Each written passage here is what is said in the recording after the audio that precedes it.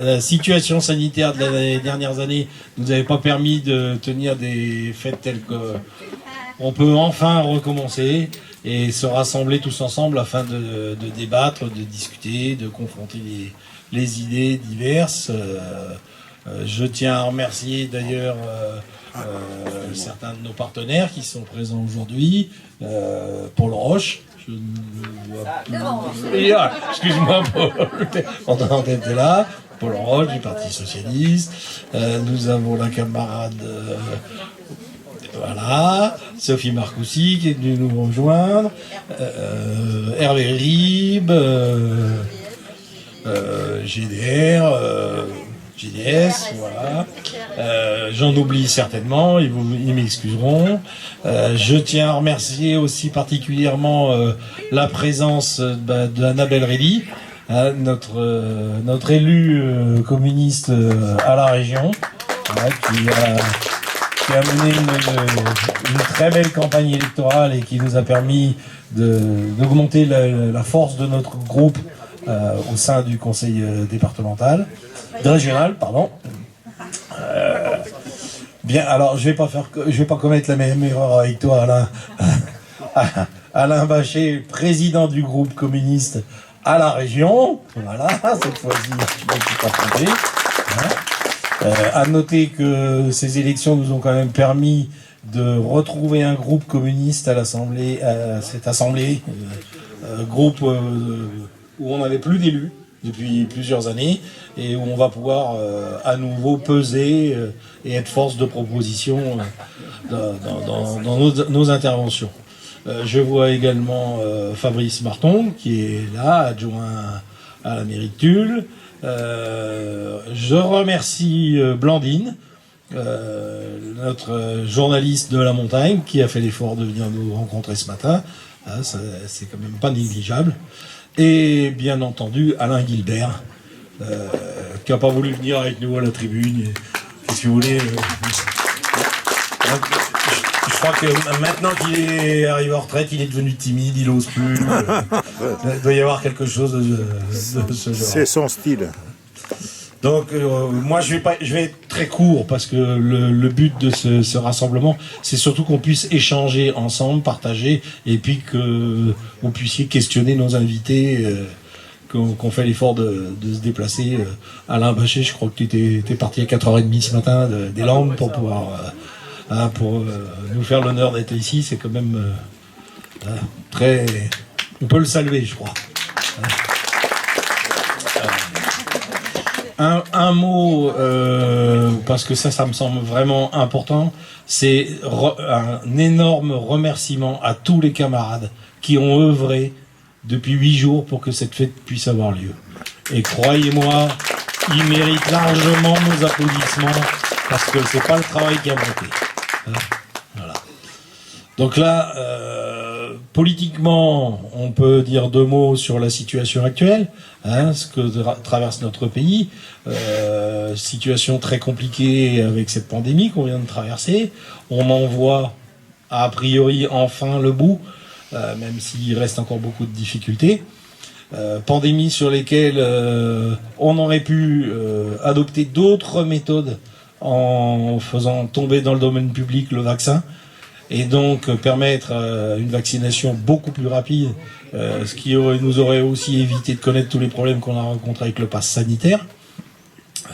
Et surtout, ce vaccin dans le domaine public nous aurait permis d'aider les pays sous-développés, entre guillemets, à se vacciner, car tant qu'on n'aura pas vacciné l'Afrique, l'Inde, le Moyen-Orient, le virus continuera à circuler. On a eu la chance quand même d'avoir dans ce pays, pour traverser cette crise, un personnel hospitalier d'une volonté, d'une compétence extraordinaire, malgré tout ce qu'ils ont rencontré comme difficultés en termes de manque de lits, manque de personnel, manque de moyens financiers et des revenus qui sont certainement pas à la hauteur des efforts qu'eux ont engagés pour sauver notre pays. Alors ça c'était une chose, un petit point sur le Covid. Vous savez que si nous nous réunissons ici aujourd'hui, c'est aussi pour, dans le cadre du lancement de la campagne des élections présidentielles, hein, avec notre candidat Fabien Roussel, campagne des jours heureux, qui porte pas son nom les jours heureux par hasard. C'est vraiment pour faire rappel au programme du Conseil national de la résistance, qui nous a permis quand même d'avoir des acquis sociaux et de connaître le bonheur que la France a connu pendant les 30 glorieuses. Et ce programme que nous souhaiterions non pas remettre en place, puisque la société a changé, il faut qu'on le fasse évoluer. C'est pour ça qu'on va créer des comités des jours heureux, où on va rassembler les communistes, bien entendu, mais pas que, tous les gens de bonne volonté, des milieux associatifs et autres, pour pouvoir partager des idées et faire remonter dans notre pays une volonté de changement à gauche. Recréer vraiment une gauche qui est en déliquescence depuis malheureusement bien trop longtemps. Alors, je ne vais pas en dire plus, hein, parce qu'on aura l'occasion de débattre de plein d'autres sujets, et je pense que je vais passer la parole à Annabelle, qui va nous dire un petit mot tout de suite sur qu'est-ce que c'est que sur ta première expérience d'élu dans le département, dans la région. Voilà. Merci à tous.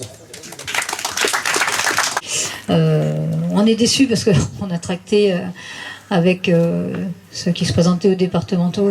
On est déçus de ne pas avoir pu faire mieux, parce ils ont travaillé autant que nous, hein, ils ont travaillé pour nous. Et malheureusement, on est en Corrèze et on a du mal à faire passer la gauche, quoi. Voilà. Donc ils n'ont pas démérité, parce que vraiment ils ont fait une campagne superbe et on les félicite et ça n'aurait été que mérité d'être élu. Alors il y a un groupe qui a été élu, mais bon, malheureusement ils sont un peu en minorité. Voilà. Sinon, donc merci à vous.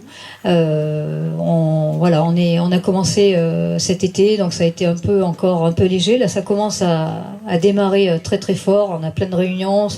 On commence à voir ce que c'est vraiment qu'être élu à la région.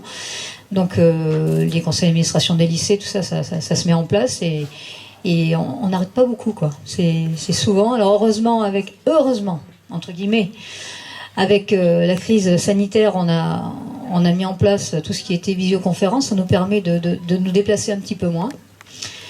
Donc c'est le seul avantage qu'on peut avoir tiré, je pense, de cette crise. Mais il n'en reste pas moins que ça s'est chargé et c'est normal. Et donc on va être là pour essayer de défendre vos droits, vos intérêts.